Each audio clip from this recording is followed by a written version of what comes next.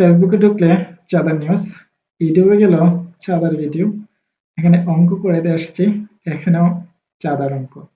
যাই হোক, এখানে বলা হয়েছে একটি সমিতিতে যতজন সদস্য আছে প্রত্যেকে তত 15 টাকা করে চাঁদা দেওয়ায় মোট 735 টাকা চাঁদা হয়েছে। সদস্য সংখ্যা কত?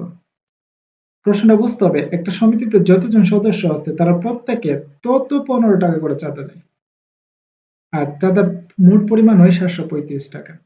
তাহলে এখানে সলিউশনটা আছে, আমি দেখাই দিই। সমিতিতে ধরা হয়েছে এক্স জন, তারা তত টাকা করে দেয়, মানে 15x করে টাকা দেয়, যেহেতু এক্স ধরা হয়েছে, এখানে ক ধরা হইলে 15 ক হইতো, তাহলে একজন যেহেতু চাঁদা দেয় প্রত্যেকে, তাহলে 15x।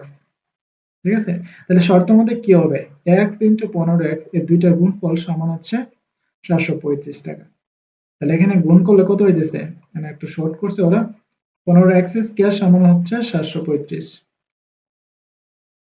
তাহলে x স্কয়ার রাখলে এখানে 735 টা 15 দ্বারা ভাগ করলে আসে হচ্ছে 49, যেহেতু স্কয়ার আছে এটা বর্গমূল করলে 7 হবে। সো x এর মান 7, তার মানে সদস্য সংখ্যা হচ্ছে 7 জন।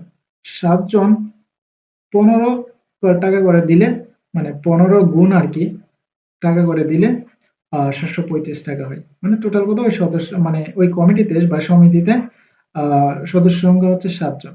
খুব মানুষই আছে, টেনশন করার কিছু নাই।